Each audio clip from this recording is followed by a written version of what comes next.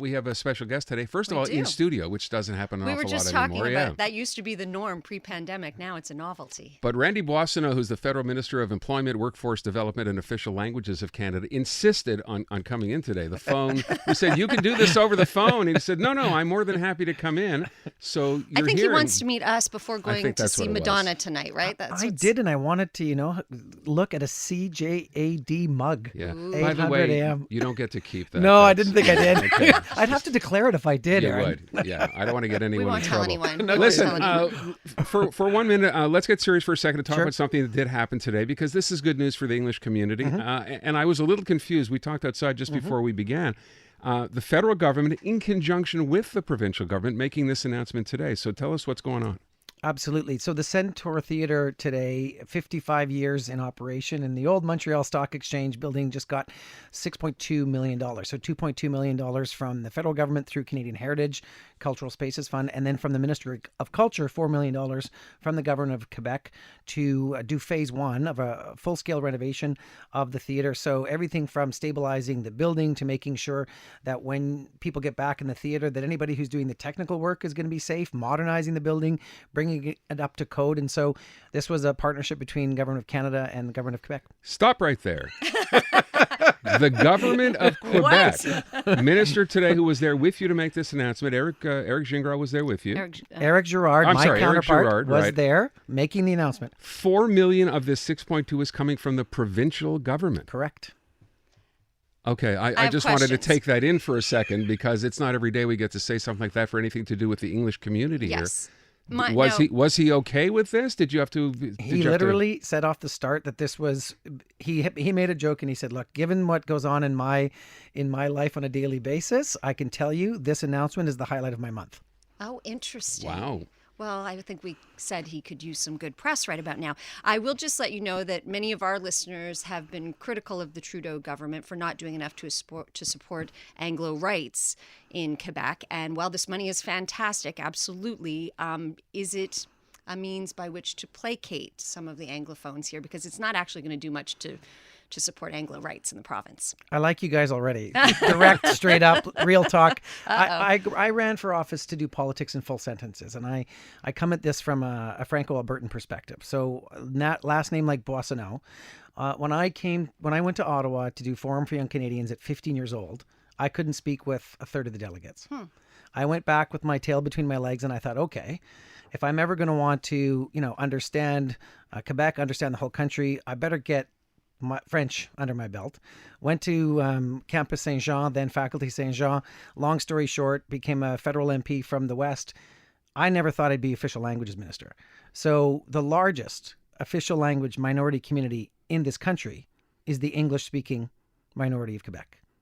Everybody thinks it's Ontario because it's the largest Francophone community. But if we take a look at official languages communities, 1.2 million Quebecers have their first language as English. And so we've got some work to do. And so I'm here to listen. I'm here to learn. I was parliamentary secretary to Minister Joly when she was Minister of Canadian Heritage and Official Languages. And I did 17 communities in the summer of 2017 to do the 2018-2023 action plan. I'm now responsible for implementing the 23-28 action plan. And let me be really direct, because you asked a question about rights. When 96 comes to the Supreme Court, we'll be there. And we'll talk about the preemptive, our disagreement with the preemptive use of the notwithstanding clause. And that's going to be a substantive demonstration of the federal government's opinion on this. Whether it's LGBT rights, whether it's language rights, if you are taking on a right that's in the charter, it should be in some very, very circumscribed circumstances. And so let's let the lawyers advocate that when we get there. Okay, but you understand the criticism at the same time from people here, for example, in the Indigenous community saying, wait a sec, it's all well and good to say you'll be there to support it when it gets to the Supreme Court. Yep. Why not come out and state a position now? So I'm a few months in this job, and when it comes to issues of the court, I leave that to Minister Varani. What I'll say to you today, Aaron, is that my first visit to Quebec as Minister of Official Languages, I'm spending most of my time with the English-speaking community because I've heard very clearly that people in the community want to champion. you have champions. You have Anna Gainey, Anthony Housefather, Francis Scarpelagia, Peter Schiffke. You've got Sherry Romanato, and a whole bunch of other, David Lametti, Montreal, and other MPs from Quebec and across the country who understand what's going on here.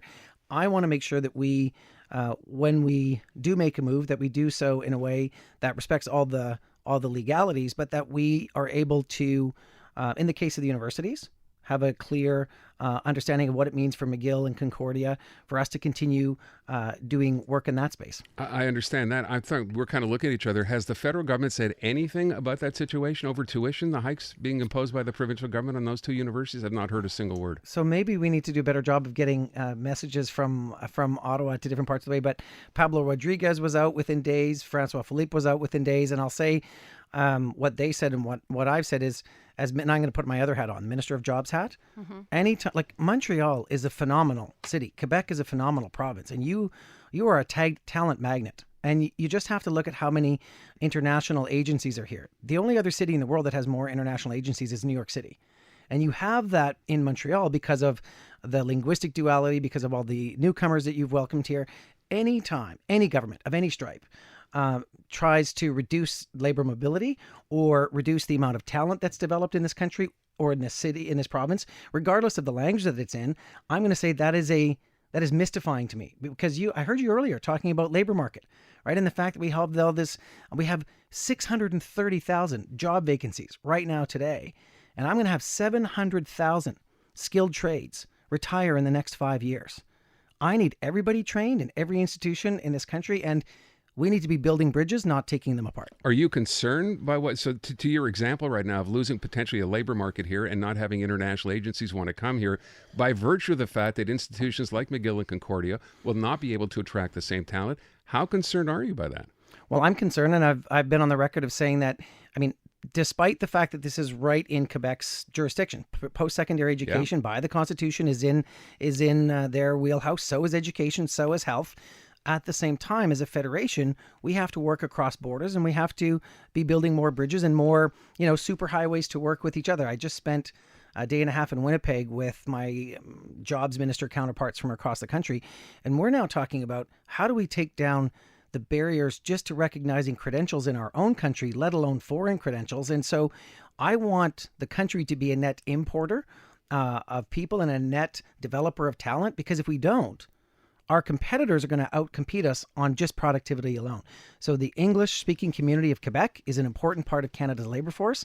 And if kids want to come to Quebec to study, then it should be a welcome sight. So we know that enrollment is already down 30% at Concordia. I don't know the numbers for McGill yet, but it's pretty frightening. It's a frightening situation for those universities. Can we foresee the government intervening at any point or helping out financially?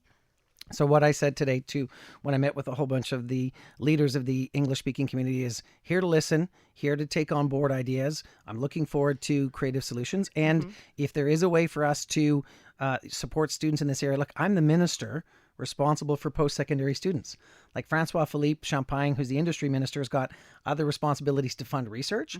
But like all the student grants, all of the grants and the loans that we give to students comes through my ministry. So I think it's the first time we've had a minister of jobs also be the minister of official languages. So I'm looking at this through all of the lenses that I can. So are my colleagues, and happy to come back and report on what we're able to do at a future time. Excellent. We're going to run out of time. Let me ask you one thing. You mentioned you met with community groups. Beyond what we've just talked about, what did they bring up as concerns?